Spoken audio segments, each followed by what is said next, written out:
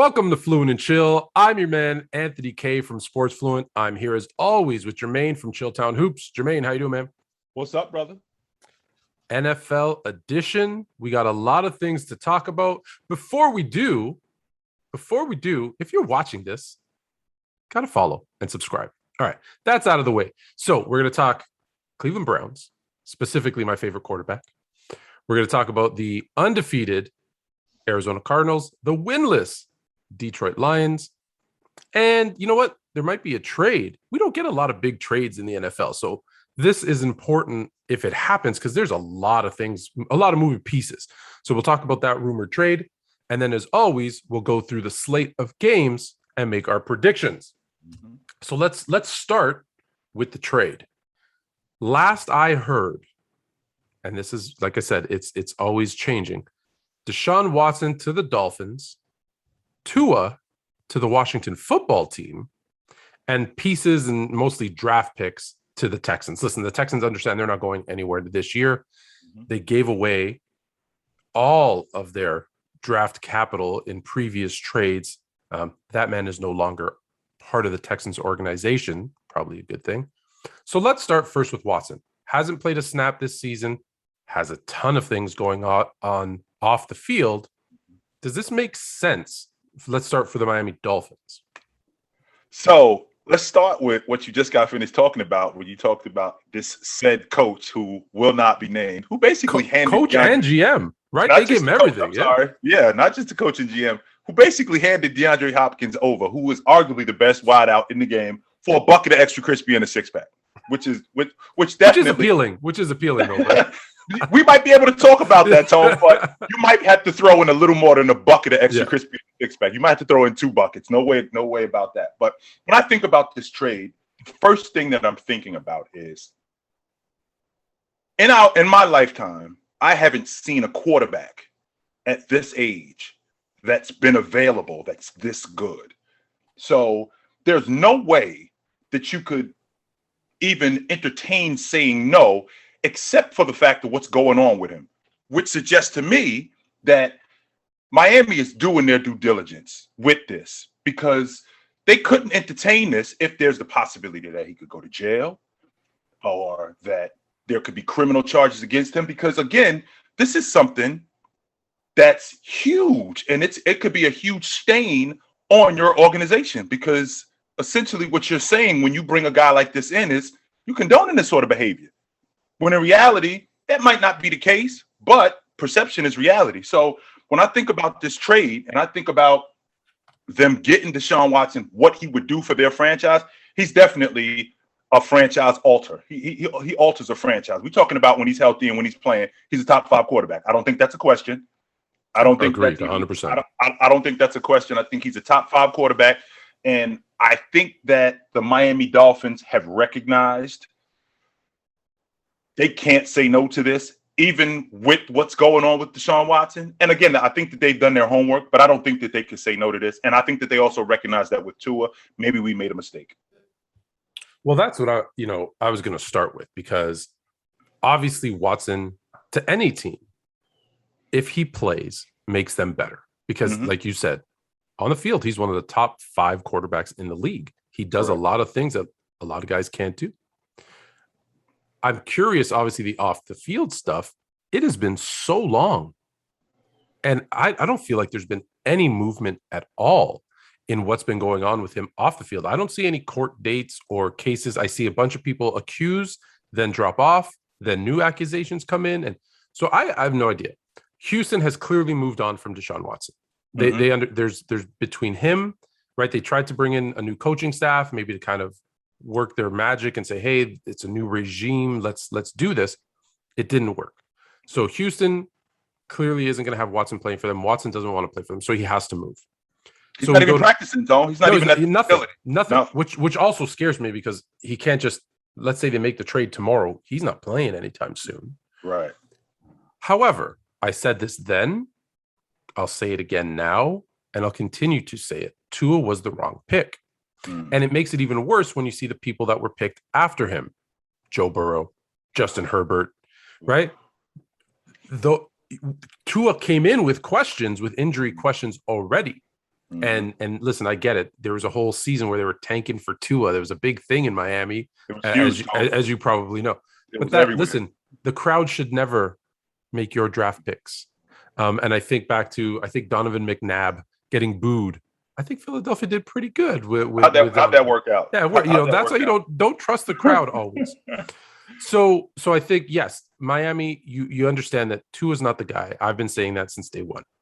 You can get a talent like Deshaun Watson, like you said. I'm hoping they're doing their due diligence, and whatever they're finding is, hey, he might not play this season, but hey, we can get him into the facility, get him working out. He understands that he'll have actually a year and a half to learn the playbook, do all those things, and then kick off next season. Maybe he plays earlier. I've said I don't think he plays this season. So that makes sense for them. They immediately get a huge upgrade at quarterback. Tua to Washington, I think, is an interesting part of this scenario, because I get it. They need a quarterback, but does Tua make them better? Well, I'm glad you mentioned that, Tone, because I look at Heineke. Heineke ain't bad. Not only is he not bad, he's a young guy like Tua, and he's not injury prone. He looks like if you get him into your system, I mean, he did have a really good. He went toe to toe last year with Tom Brady in a playoff game. Yeah. So, and Washington's not awful. Not and listen, the only reason Washington isn't in the standings, at least where they should be, is because that defense that was supposed to be so good, hasn't performed up to what expectations were. Absolutely. And when I look at that group, I'm not ready to bail on Heineke just yet, because we don't even know. This is his first year as a starter. We don't know what we have with this guy. We've seen Tua. Now, the idea that there's a change of scenery, I mean, I can appreciate that, but I felt like that when he first came into the league. My biggest fear with him was I think Tua's made of glass. I always felt like that. I wasn't worried about his mechanics. When he first came into the game, he was having trouble with the playbook, which is expected as a rookie. You're new, but I was looking for improvement, and I really haven't seen much, Tone, to be honest with you. I haven't seen much. I know people are high on him. I don't see it. Like, every time I say Tua's not that guy, I get a bunch of people commenting and reaching out to me and saying, you're crazy. And I guess I just don't see what other people see in him. Me neither, to be honest with you. I just don't. From a Houston perspective, obviously it makes sense. You have a player of Watson's caliber. He's not playing for you. Let's just be honest. He refuses to play. So you better trade him, get as much as you can. And then it's, I hate to say it, but then it's someone else's problem, right? You can start rebuilding your franchise. The last time there was a quarterback, and when I say this name, I'm not suggesting he's anywhere near as good as Deshaun Watson. But the last one I can remember that was at least had this much potential at this age was Jay Cutler in Denver. Right? People forget. People say Jay Cutler in the Bears, and they're like, but no. If you remember his first few years in Denver with Brandon Marshall, he was putting up big numbers. And when they made that trade, right, it was a big deal. He was a young, early 20s quarterback, could make every throw, athletic. Like, he had all the tools. Okay, it didn't pan out as well as you might have hoped, but if you think that was the next closest thing, right? Other than maybe draft day stuff, if we're talking Eli Manning and those types of things, John Elway. I'm not talking that. I'm talking after they've been in the league. So I think it's a big deal. I think it needs to get done. I think it's just been dragged on too long. Every time you hear a Deshaun Watson trade rumor, it's every time to Miami. So unless someone comes out of the blue and makes a crazy, offer, I think that's where he's going. I haven't heard anything from anybody else, Tone. I haven't heard any other teams. I haven't heard Minnesota. I haven't heard Washington. You just brought the Washington thing to the table. I haven't heard anything from any other team except Miami. That looks like that's the only deal that I've heard about.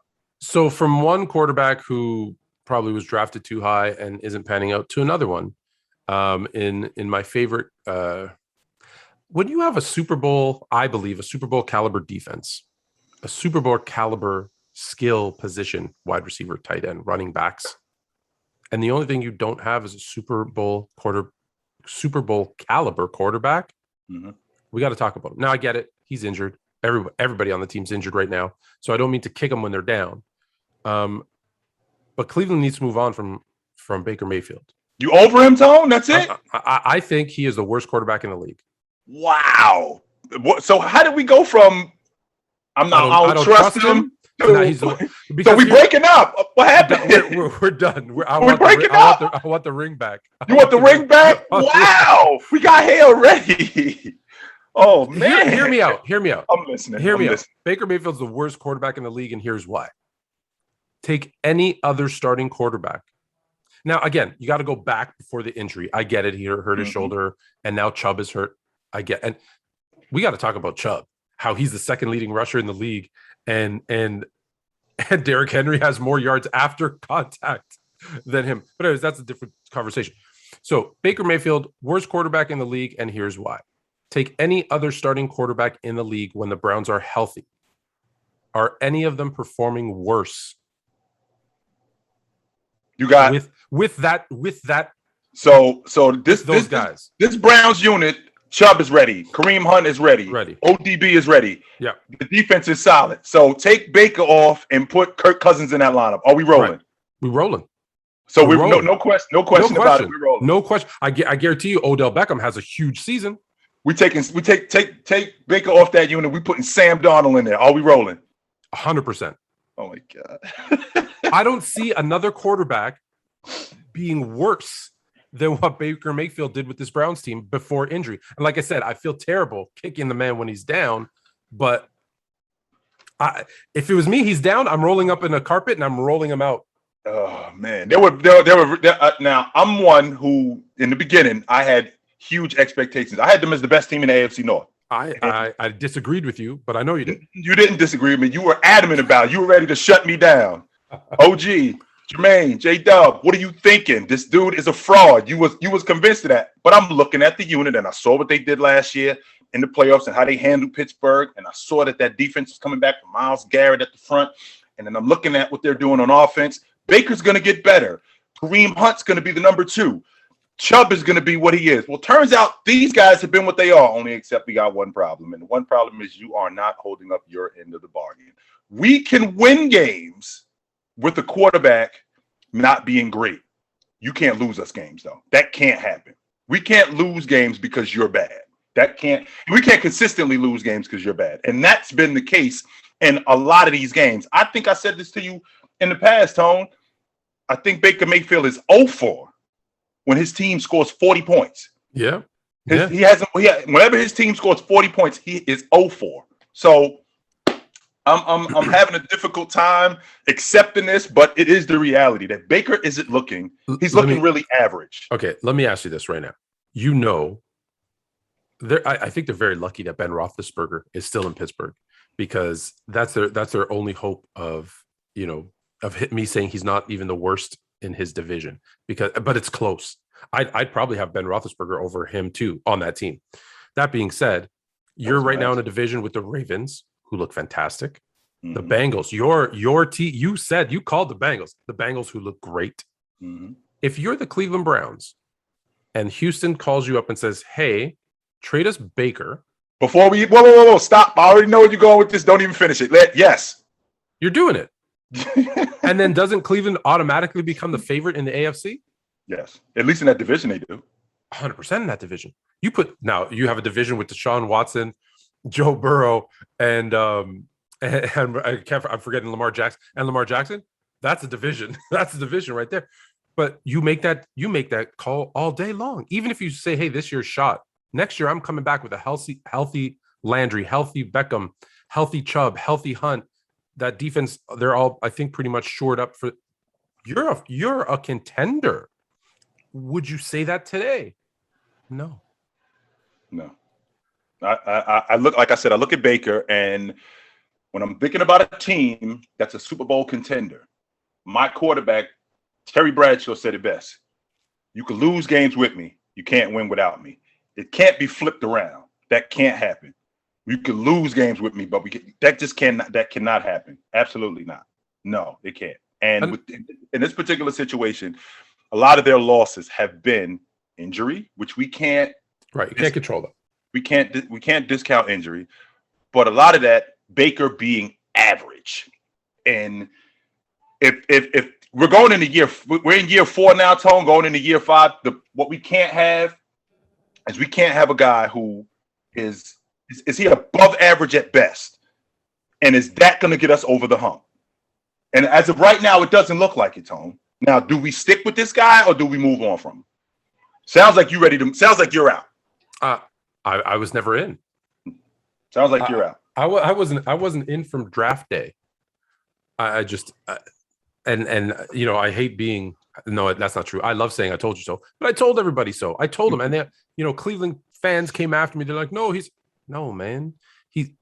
He has far too much bravado and ego for a quarterback of his limited skills or performance. I shouldn't say skills, because that his skill set is more about performance. He just doesn't perform. So basically who you are is you the chick that think you good looking, but you're really not. And you act way too like you like that, and you not, chick. So a guy on your level comes up to you and you like treat him like trash because you think you're not. Chick, come on, stop playing. You want like Brad Pitt, but you like got Mr. Bean personality. I don't know. We good. No, we good. So here's another quarterback that I'd rather have if I'm the Browns. Unfortunately, he's on a winless team, and man, I keep saying your Bengals. I know they're not your Bengals, but the Bengals took it to him this week. Is there hope, Detroit? Is there anything you see? I feel like, Detroit always has, they come in with so much promise. New coach, new quarterback, we're going to turn things up. And then it's just the same old Lions. I just want to give you a quick stat line, Tone. In 2016, the Detroit Lions started 0-6. They finished the season 0-16. In 2007, they started the season 0-6. They went 0-12. As of right now, this 0-6 team, they might win one game. And when you get to this point where you're losing games the way they're losing games, that team just looks deflated. They look good early. They look good. They did. They had fight early. Absolutely. Yeah. It's like a race. You jump out the box and you look good early. You get to the 50-yard line, then that gorilla jumps on the back. Yeah, and that's when they start to look tricky. Yeah. We got a running game where Williams, he's averaging 11 carries. He's averaging 11 carries a game. This is your starting running back. Tone, those are backup numbers. A backup averages 11 carries a game. Your starting running back should not be averaging 11 carries a game. So with a team that's 0-6, I had a question. I'm pretty sure that playbook is pretty thick. How about we open the playbook up? Because you guys are going to lose right big. Yeah, right. 100%. What are we doing here? It's not like, we 6-0 and we trying to be conservative and we trying to hold on to the lead. How about we open up the playbook and let's see what we got and let's start experimenting, because the worst thing that can happen is what? We lose. Well, we losing anyway, so what difference does it make? So when I look at this Detroit team, Goff is not as bad as people think he is. I think we can get rid of the Jared Goof logic. No, I think he's a lot better than people give him credit for, but this Detroit, something's going on in Detroit, man, and I can't figure out what it is, Tone. That's a bad team, It is. It just is. That's a bad organization. But it's, yes and no. It's like they're not, but they are, if that makes sense. Like, I look at the roster and I'm like, hey, you've got some pieces, right? You mentioned it, Williams, Swift in the backfield. Goff went to a Super Bowl. Now, granted, it was the defense clearly carried that Rams team, but he understands what it takes to win. He made it to a Super Bowl. Correct. They've got pieces. I just, again, I go back to coaching. I think you bring in this kind of rah, let's eat a live lion on the middle of the field coach, and just like, it's too much. I think it's too much for professionals in this day and age. So, so we go. I quickly want to touch on the, because we talked about the winless team. So quickly want to touch on the team that hasn't lost. And then we're going to get into our picks for this week. So the Cardinals look for real. Would you have right now today, if I asked you, because of how they've looked, because of their record, are you confident enough to say they're the Super Bowl favorite, or are we holding off on that? I'm going to hold off on that slightly. But when I look at that team, Kyler Murray leads the league in passer rating. They got a top 5 offense. They're in the top 5 in receiving. I mean, in rushing, they're in the top 5 in top 10 in receiving, top 10 in rushing. They get to the quarterback. That defense, Chandler Jones hasn't done much since week 1, but the rest of that defense, they get to the quarterback. They put pressure on you. Their front 4 is one of the best front 4s in the game. DeAndre Hopkins is, I think he's the best wide receiver in the game. I think the difference in Kyler Murray is having AJ Green. He expanded his game. So he expanded Kyler Murray's game so much more. And now adding Zach Ertz, that's going to be even better for them. So I think that as of now, what a nice little addition. 6 weeks into the season, get a tight end like Zach Ertz. Think about that for a second. And this is a Zach Ertz who everybody else thought he was washed. And I don't think he's washed. I think he's still got something in the tank, because I look at that Arizona team, and with what Kyler Murray has been doing, we're talking about a guy who can definitely help that offense. It's interesting because once he got traded, I said, "Oh, watch Zach Ertz is going to have a resurgence," because and this isn't a knock on Jalen Hurts, but Jalen Hurts is a young quarterback. He's got Godert there as well, so he's got 2 tight ends. He's trying to get the ball to Devontae Smith. He's trying to, and he's still learning, right? You now put him in an offense where you can't pay attention to Zach Ertz. No, you can't, because you've got Hopkins and, like you said, and Green, Connor out of the backfield. You've got weapons, so now he's and Kyler Murray can move too. So he's got a lot going for him. I think you're going to see a lot of. Listen, I'm not saying he's Travis Kelce, but I mean, you're going to see some big games and be like, where did that come from? And like you said, he's not done. He's not done. If you look at Zach Ertz when he was the most productive, he's the most productive with vet quarterbacks and guys who know how to use them. Jalen Hurts, like you just, to your point, Jalen Hurts is still trying to understand the playbook. So he doesn't really know how to use Zach Ertz, as opposed to Kyler Murray, who's been around for a little while. And with Kyler Murray being around for a while, he knows how to use Zach Ertz. And now that offense is going to expand even more. Yeah, and let's be honest. Cliff Kingsbury's looks. Listen, we all question the hire. Looks like he got roasted, Tone. He got roasted. Looks like he knows what he's doing. He got roasted. All right, yeah. Well, just think about it. Well, you had You had a quarterback there with Josh Rosen. And he's like, nope, we're coming in. Cliff Kingsbury, we're going to draft this short, baseball pitcher. A lot of question marks. Look, hey. That's why you don't listen. That's why you don't listen to the fans. Well, it's interesting you mentioned that, Tone, because it's exactly what you've been talking about every time we do this show. What does a great company recognize early?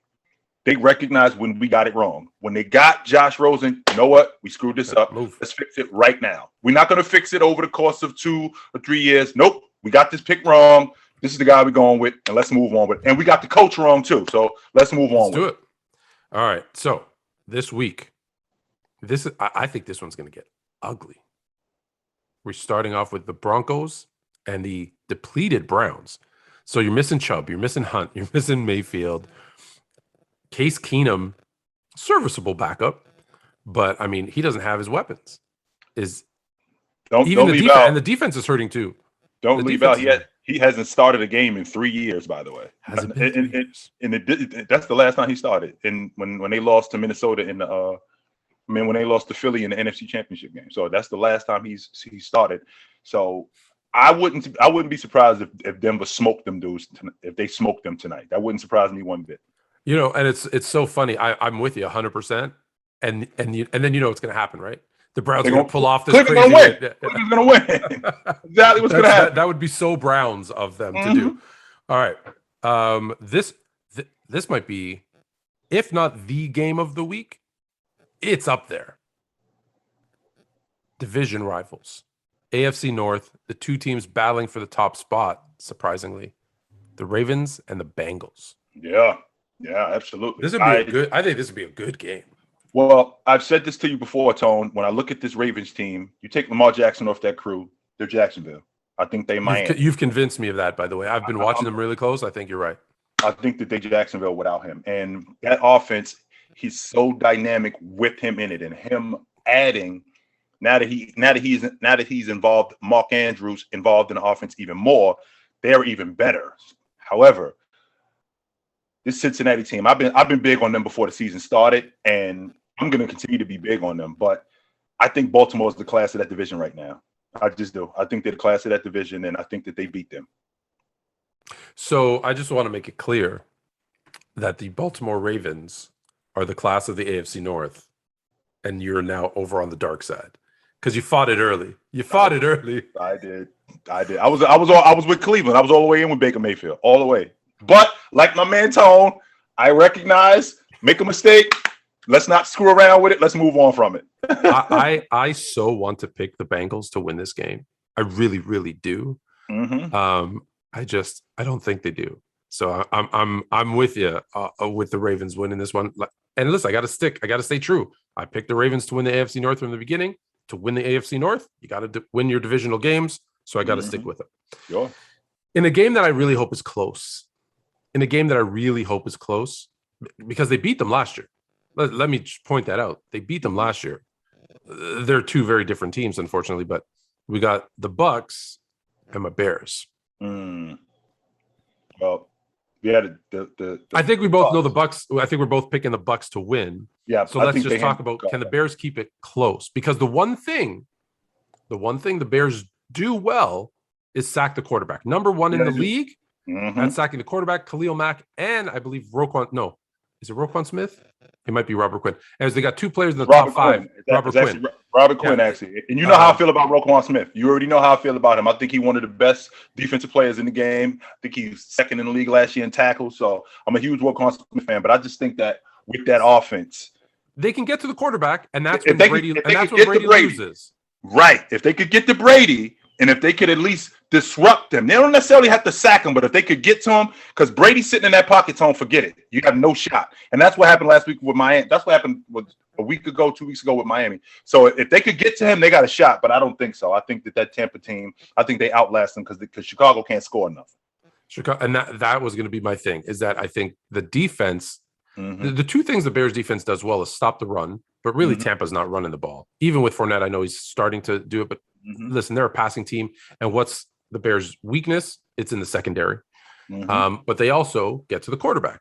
What's Brady's weakness is if you hit him and if you sack him, you have a chance. The problem is exactly what you just said. Justin Fields isn't there yet in terms of that playbook. I don't know if I blame him so much as, like I've said this before, I think Coach Nagy doesn't put him in a position to be successful.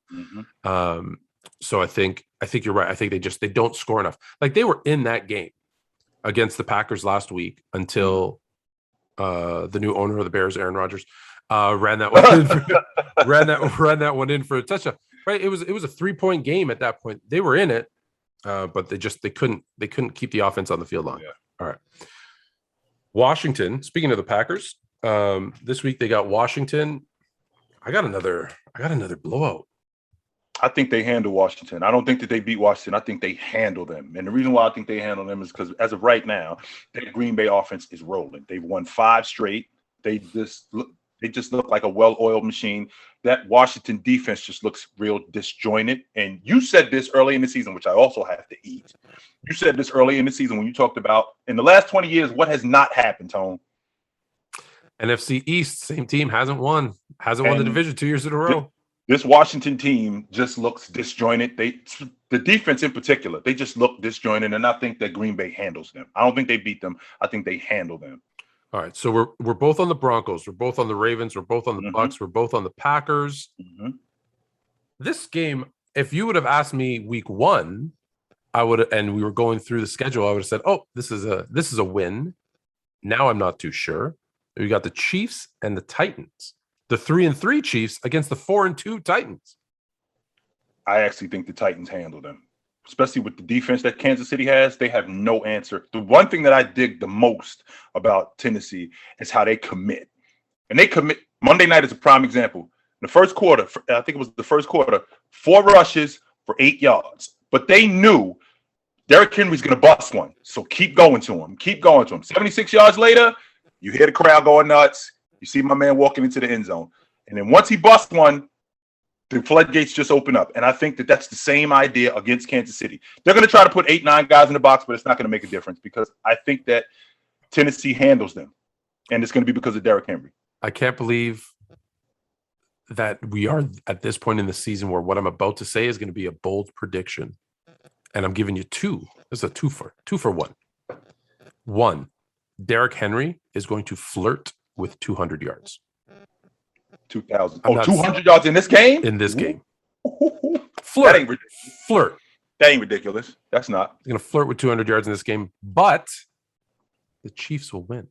And this will be the week that you will look back on and be like, that's when they turned it around.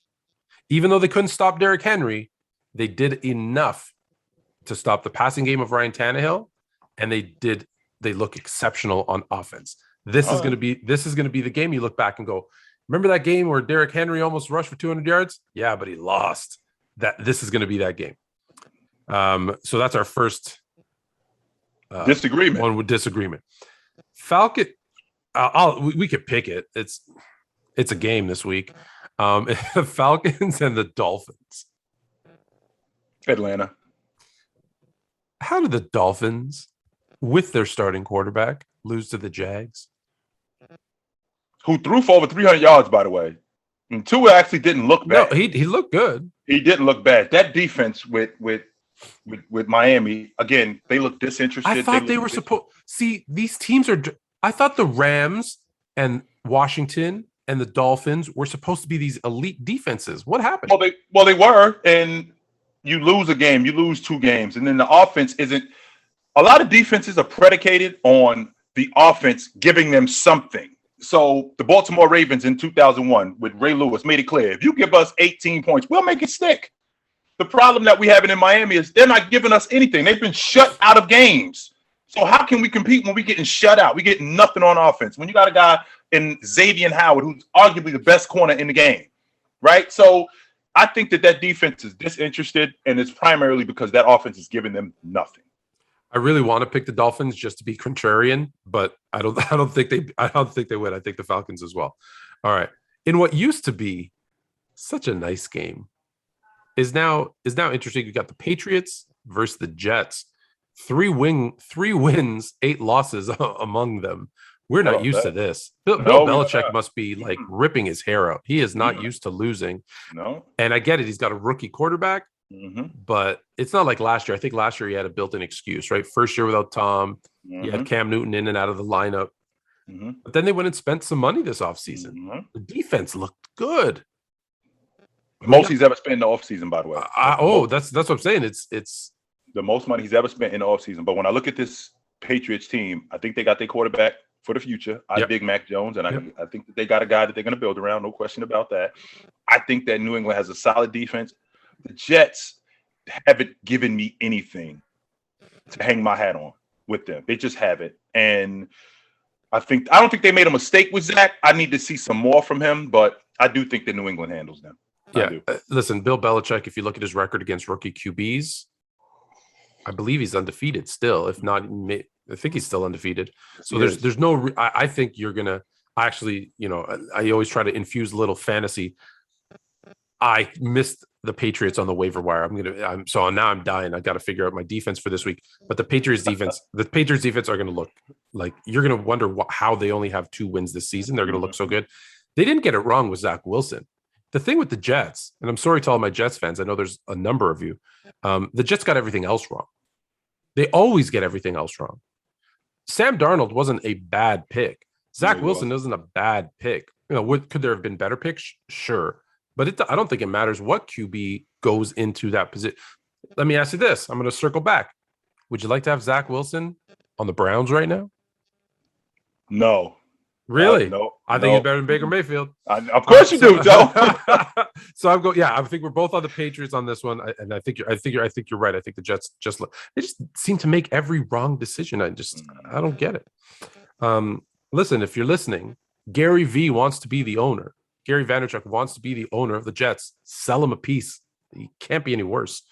All right. The next, I'll tell you who that is one day. The Panthers and the Giants. Panthers start 3-0 and then go 0-3. Yeah. I think they get back on track this week. And I think that defense gets back on track this week. Saquon's been out, and he's going to be out He's going to be out this Sunday. So I think that they get back on track.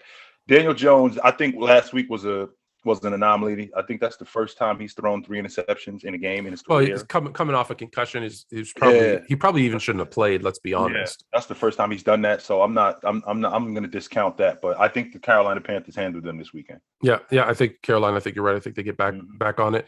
The Giants, man, you were really high on the Giants. I had them in contention to win the division. I did. I had them in contention. Everything went wrong. Everything. You name it, it went wrong. So, Eagles. Listen, it's interesting with this Raider team now. Obviously, with all the John Gruden stuff, interim coach comes in. They've got this kind of us against. I guess they're using the us against the world, but it's really not. It's with all the stuff with John Gruden. All we can do is focus on football, right? Right. And they look good last week. Do you think they keep it going against the Eagles? I do. I think that they keep it going because, again, I'm looking at this Philadelphia team, and they're a team that's number one in rebuild, and they're trying to figure it out. That's who Jalen Hurts is. I think that the Raiders have a better offensive core. I think that Waller is probably arguably the best tight end in the game. Derek Carr is killing it. So I think that the Raiders handle them. Yeah. Yes. With Waller, it's interesting. It used to be, listen, it's Kittle and Kelsey. Kittle hasn't performed this season. No, however, if you say now it's Kittle, Kelsey, and Waller. He's there in that conversation. And I think he's ahead of Kittle right now because obviously Kittle's coming off an injury, and he doesn't listen. It's funny. People say he doesn't look good. He's not putting up offensive numbers, but he looks good. Like he's blocking. He's still playing. But all right, yeah, I'm with you as well. I think the Raiders take this one. Do you think the interim coach? Because I think they're going to win a lot of games this season. I think they're going to win 10, 11 games. Do you think they just because of that success they take that interim title off, or do you think they go and do a full blown search and look for a guy like Eric Bieniemy? I'm going to forget the guy in Tampa. Oh man, Byron Leftwich. Like, do they go through that search and look for someone else? Or I absolutely think that they do that because with John Gruden, I think that they want to clear out all the nonsense that was from the past, and I think that this. Do you think they're going to wipe out the whole coaching staff and start over? I do. I think that they start completely over, and because we got to get rid of that regime. Now that doesn't mean that all of those guys were who John Gruden was, but if we're going to clean up the house, Tone, we can't just clean the bathroom, or we can't just fair enough. We got to clean the whole house. In the upset pick of the week, I think you're picking the Lions over the Rams. Am I right? Let's go, Detroit! Come on, let's go. No, I think Detroit gets served. I don't think that the Rams beat them. I think they serve them. I don't think that it's close. I always like what I call revenge games. You know, when an old quarterback or an old player goes back against their old team and they go off. The problem is both quarterbacks are playing their old team. Right. And the Rams have the better quarterback and the better team, like significantly the better quarterback and the better team. Yeah, I'm sorry for the Detroit fans. This one's going to get ugly and quick. And it's going to get ugly fast too. Yeah, ugly and quick. Yes. All right, Texans and the Cardinals. So we're both on the Rams and the Lions remaining winless. I'm on the Cardinals also. I think there should be a lot of blowouts. Basically, I'm looking back at what I've said. The Cardinals blow out the Texans. Any reason why I would think that's not true? No, I don't think so. But I tell you what, Tone, I like Mills. Even though he's a serviceable backup, I dig Mills. And I think that he's going to be on somebody else's roster as a backup. I don't know if he's a starter in this league, but I dig Mills. And I like what he's doing. But it's important. It's important to have a good backup. Like that, there's a definite role for that. And if you don't, you're going to get hurt. I've said this numerous times. You are only as good as your backup quarterback. Geno Smith is proving that right now. No matter what you do, if your backup quarterback goes down, we're going to find out how good your team is. So we're going to get to Geno Smith in a second. Your 49ers against the Colts. I can't believe the 49ers are 2-3. I can't believe we are neither, but we're going to be 3-3 this weekend. I think we get back on track. I think we handle Indianapolis. They come out to Indy, and they have not had success in the Bay Area. We have had success against the 49ers have had success against them, and I think we get back on track and we handle them. Well, just so we don't agree on everything, I'm going to go with the Colts with a big defensive effort. And the Colts, I think, squeak one by, and we're going to be scratching our heads as to what's going on with the 49ers this year, only because you picked against my Bears. Of course. All right. The Monday Nighter. So we've talked about Geno Smith. You got the Saints who are, they are what we thought they were. Jameis has a big game, then has kind of a clunker, then has a big game. They've been inconsistent, but still 3-2. They got a winning record. They're going up against the Seahawks, who are now in trouble, right? That NFC West now, as strong as it looked, once you knock out a couple of starting quarterbacks, it's a whole new ball game. Do you think, before we make the pick, do you think the Seahawks need to entertain, if they haven't already, picking up a Cam Newton, making a trade for a Nick Foles, something? Because Geno's not the guy. Geno's not the guy.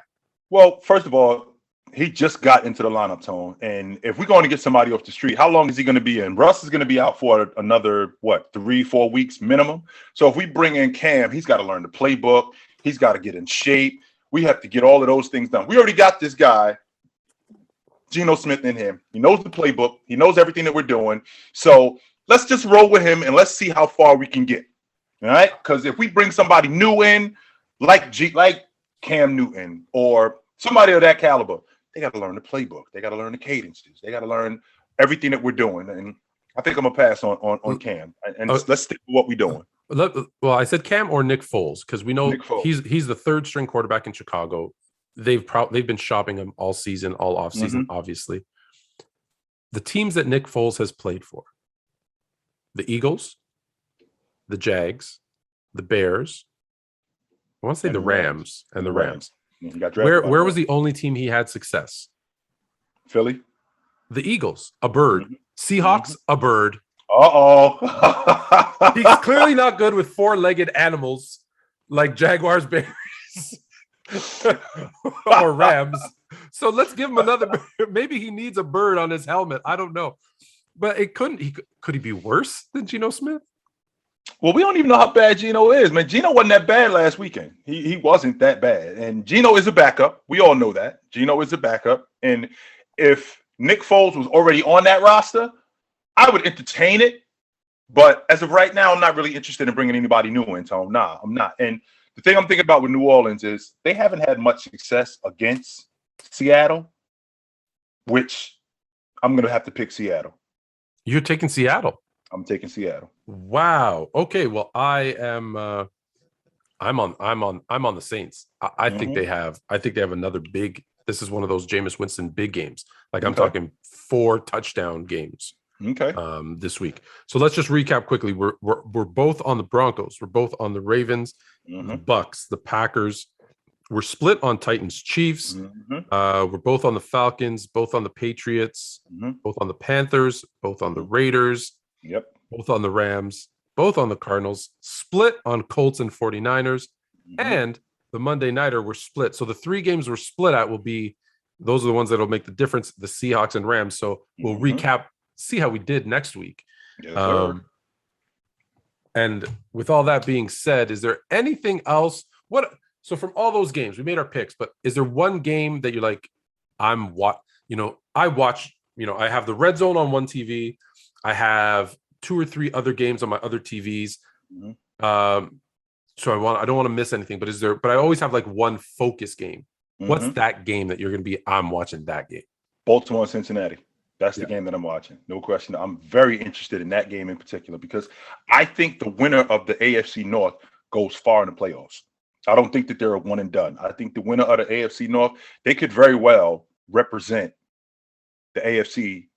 They could. I'm not saying that they are because I'm still a Chargers guy. Which, by the way, Tony, I want to put it out there. I didn't appreciate that. As you know, I'm a 49er fan. But that Chargers loss, I didn't appreciate that ass whooping one bit last week at all. I didn't like that at all. That was very surprising. I didn't like that at all. Yeah, that was very surprising. Do you still have them? Do you still have them in the AFC Championship game? I do. I still have Chargers. I still have Los Angeles in the AFC Championship game. I'm sticking with them. Absolutely. All right, there you have it. It's Fluent and Chill, NFL edition. Subscribe, like, follow. Check us out Mondays, 8 p.m. live on TikTok. And that's where we take your questions and answer them live. Until next week. Take it light. Take it.